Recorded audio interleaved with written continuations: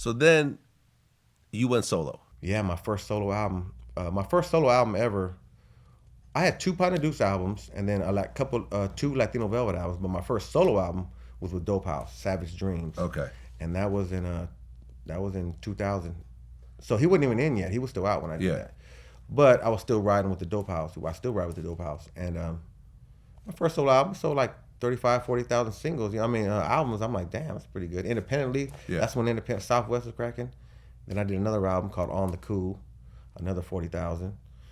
And that's when he went in. When On the Cool came out, that's when he went in. So I was like, oh shit, what am I gonna do? And I was doing a lot of street shit. You gotta understand, people think Baby Bash, Suga Suga. They think, oh, lovey-dovey and, females. And yeah, I do got a lot of hoes. I've been had hoes, you know what I mean? So it's the hoes I've had when I was broke, I had bitches. So it's not really like I'm these new rappers that get fame and all of a sudden bitches like them. I had bitches when I was broke. So it's not a big deal about the bitches. So, but I was a street rapper. I dope from Bay shit to Mac Dre shit to Dope House shit was all street shit. But when your pockets are empty, you're like, fuck, I need some radio money. You know what I mean? People would always tell me, my family, why don't you do something for the ladies? You always have a lot of girlfriends. Why don't you do something for the girls? And, you got the mentality, fuck the radio. You know what I'm saying? Finally, Happy Perez showed me the Suga Suga beat. And I just started singing, lift it, shift it, hide in the shit, man. Melody. I always tell people, I do a lot of melody. Melody is my thing. Melodic shit is my thing. Not trying to be Mr. fucking battle rapper or nothing, but I make a great song. And that's what happened. I did a radio song, and Frankie J got on it, put it out. Someone offered me 5 G's for it, and I was like, man. I ended up signing up to Universal for 250 G's. So, and then I got my deal. And once I got that radio in me, once I started tasting that blood from the radio, I turned into a vampire again, and I kept making radio songs. My formula is pretty much. My formula, my recipe is to make a radio song, and that's what I started doing, Right, because Suga Suga was a huge smash. If Suga Suga came out in 2018, it would still be a number. And no one heard it before, and it came out in 2018, it'd be a #1 hit. How many albums did it sell? Like 1.6 million. All when it's all said and done. You know what I mean? You got a platinum plaque? Yeah, I got plaques. I got 2 plaques. Because then years later, there was an EDM version of it. Yeah. And then once again, you ain't never lied, bro. And I come from the era where CDs were still selling and artists were up on their publishing. So I was getting publishing deals, and I own all my publishing. So now when Robin Schulz, you're talking about Robin Schulz, right? He did the EDM version of Sugar, which I own 90% of. We gave him 10%, and I own 90%. Okay. So just calculate that. You know what I'm saying? So when it's all said and done, how much money do you think you made off Suga Suga? Millions? Oh. Yes, millions for sure. 10 million? I wouldn't say 10 million. 5 million? I say around, yeah. It's still coming. I'm still collecting big checks from the Robin Schulz still. Right. You know what I mean? That's what I'm not saying. Even done yet. So, yeah, I say around 5 million. Yeah, I say just that. I mean, we're not talking about Cyclone, which ringtones was crack. We're talking about Suga Suga. Yeah. Right, because I remember I interviewed Sir Mix-a-Lot. How much money has Baby Got Back got made in the time that it's been out? Tens of millions? Baby Got Back has made a lot of money, bro. Tens of millions, I think, would be low. So Baby Got Back has made over 100 million, you feel? Oh, yeah. It's definitely made over $100 million. I can tell you that. I mean, I just look at my lifestyle and where it's been since 1992, and it hasn't fallen off. Oh, yeah. Well, he had so many movies and endorsements. And, yeah. I make money off movies too. It's crazy. It's a whole nother game. And when you own your own publishing, it's so good because I think a lot of the artists from the 80s and maybe 90s didn't know about publishing. They were signing their publishing away because I know some artists that did. But like I said, my era, I for some reason, I cracked just in the right time. Still selling CDs, and we owned our publishing, which was a great time for me. And I learned, and I was already kind of a grown. I wasn't no little kid just doing anything. I was already kind of a grown man, I wasn't gonna get fucked over, you know what I mean? You always get fucked a little bit in the game, but you learn and you take your licks and you keep on pushing, and that's what I did. And now I'm set for life as long as I don't get on fucking drugs and meth and shit, you know what I mean? Crack and shit and heroin and shit. Right. I'm set. Right, because after that, I remember it was just hit after hit. There was, Cyclone by T-Pain. Baby, I'm Back. Baby, I'm Back with Baby, Akon. I'm Back. That was my favorite. Now, I don't know if you remember this, but that's actually where you and I met. You were in the studio with Akon working on Baby, I'm Back. And I think me and Akon were kind of fucking with each other. So we were in New York. We were in New York. Yeah, exactly. yeah. That's actually we really? ran into each other. Yeah. Wow. Because I think I had even mentioned. Were you in the session with? Because I remember. I was in the session. What studio was that? Because they had a bunch of different studios, I and remember. Akon came in. I don't remember which studio. And we were both on Universal. It might have been Sony Studios or something. Yeah, it was a big studio. It was a big studio. And Universal, we want you to work with Akon. He's gonna blow up. And this one he had just had Locked Up out, and they were telling me, yeah, work with Akon. I said, I like that song. Yeah. Yeah. So I'm in New York. They put me in the studio, and Akon comes in. Yep. First beat he plays that beat, and I start going, hey, baby, we didn't have the words yet. I just start with the melody first. You know what I'm saying? That's how I do my song. Oh, so you wrote the hook? Yeah. Oh, nice. And I was high as fuck. I was higher than Giraffe Puss. And we come with the melody, and everyone's like, yeah. So I like to get everyone's opinion about the shit I do. You know what I mean? When I create. I was even there for the music video. I did the behind the scenes when I was doing DVDs for the music what's his name? Yeah. Danny Terrio? What's his name? Shout out Danny Terrio, Jesse Terrario. Something. I mean, I was just dealing with Yeah. Remember, it was a storm that day. It was the biggest storm in America that day. Yeah. Crazy. God, they put me in the worst outfit that day. Fuck. That's when the stylist would be. That's when the major label would have a stylist to dress you and shit. And me, and I'm like, all right, whatever, just give me that check. So you continue to put out hit records, and I guess what's interesting about you is that when you looked at like a lot of the Mexican rappers that were popping in your era, they were usually gang related in some way. You see what I'm saying? Like the Lil Robs, the Cypress Hills. You were just doing straight party shit. Like, you never rep Norteño or anything else like that. Never.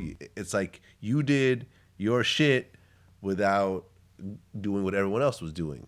Because I was raised around blacks. I was an athlete, and all I did was all my best friends were black. It's like Selly Sell, you know what I mean? Was one of my good friends. We were on the same basketball team together. So, like, being in Vallejo, I wasn't hip to the Norteño, Sudeño shit. I had no idea. I really didn't. I was just, I didn't know. All I knew was Vallejo, you know what I mean? All I knew was Mac Dre, E40. So when I started doing music and started finding, even when Intro Deep was cracking, we still didn't really know what was up with the gang shit. So it was weird. So and me being a guy, I have cousins that are Sudeño and cousins that are Norteño. So what are you supposed to do?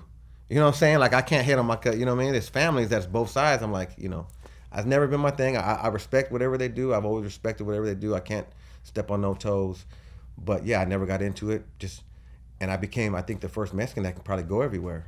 I think I can go do shows around without having to be restricted anywhere because of gang ties, Oh yeah, because we interviewed Mr. Capone.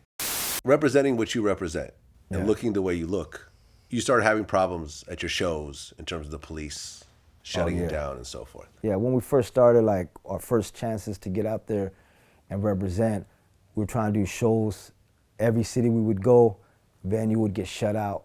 Cops wouldn't allow the show there. So they would just shut down the show flat out. Down. I mean, like, it wouldn't even start. It wouldn't even start. They're like literally catch us from the airport. Literally 3-4 times we were surrounded, landing.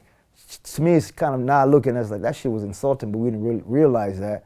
We're coming off the airplane. There's all these police right there. People are like, why is off the airplane? Off the airplane comes. You're here in our town. This is our town. You're not allowed to be in our town doing any show. If you do any show, you guys are all going. I'm like, what the fuck? Like, we're just landing in the air, and then everyone's looking at us like we're some crazy ass criminals, you know what I'm saying? So we got basically shut down everywhere we go. So 70% or more, I mean, at that time was getting all shut down. Capone's a good dude, you know what I mean? Capone's, we've been friends a long time. Like I said, I've been friends with everybody, you know what I mean? Like I said, now I don't owe no one no money. I never stepped on no toes, and that's how you stay solid in this game. Some people don't understand that, you know what I mean? And being a Mexican American is definitely a challenge in this industry. But the craziest thing is, the general manager or the main guy at KML told me this one time, because they started playing. KML would never play my record. I've had DJs tell me, DJ Rick Lee would tell me, hey, man, everybody wants to hear Go Girl. I have a song with E40 called Go Girl, which is a smacker, which is straight urban song. And he played in the mix at midnight, and the program director was like, hey, why are you playing that? He's Mexican. We're an urban station. He's Mexican. And the guy would be like, damn. And he would say, like, I'd be like, damn, really? Like that? It's reverse racism on the motherfucker? So I've dealt with that my whole life. I mean, even the publicists at Universal, like, are you black? Are you white? Are you Mexican? What, they know how to market me because I wasn't corny enough and goofy enough to be mainstream. I was never goofy and corny enough to be mainstream, and I was never want to be hardcore gangster to be too urban. I was always in my cool, smooth lane. You know what I mean? So that's where I've always been. I think that's a benefit to me because I never, I stayed. My career is long lasting, and I got respect from all the top artists that, you know what I mean, and the real G's in this motherfucker. Right, because you worked with, you mentioned Mac Dre, E40, Pimp C, Pimp C, Nate Dogg, Carlos Santana. And see how many motherfuckers that work with E40, motherfucking Sibo, motherfucking the hardest Spice One to fucking Pimp C, the hardest chord rappers to fucking Jesse McCartney, Jennifer Lopez. Lopez. Yeah, you know what I mean? And being a Mexican American is so weird to me how I got to do that. What was Jennifer Lopez like? No one gets to be in the studio when she sings, so we didn't really get to chop it up too much. It was like a quick hello, woo, woo, woo. Okay. Santana is a blessing. Carlos Santana, I couldn't believe that's all the stamp of approval I need. Carlos Santana, the legendary Santana, put me on his album. It's not like I went and hired him. Was that a Supernatural? It was on the Ultimate Santana. Oh, okay. And the song was, people wrote Jennifer Lopez's part. So they have sent me the song, with the demo, and I rapped my rap, turned it in, and they liked it. They put it on the album. Carlos Santana put it on. That was through Clive Davis. Clive Davis hooked that up. So because you were on Arista at one point after Universal. J Records. After, I wrote a song for Paula Deonda, who was a young Mexican American singer from Corpus Christi. I wrote a song called "Doing Too Much." They were shopping her deal. Next thing you know, Clive Davis signed her and asked her who wrote the song. And this was just when I left Universal. I had just left Universal, and I had no deal. And I'm thinking like, wow, what am I gonna do? It was a nice run. Next thing you know, they called me and said, hey, Clive Davis wants to meet you off a song that I wrote. You know what I mean? I didn't even perform it. And I'm thinking, this is a hoax. Next thing you know, I'm flying to New York. I walk into Clive Davis' office, big old office on in front of the park.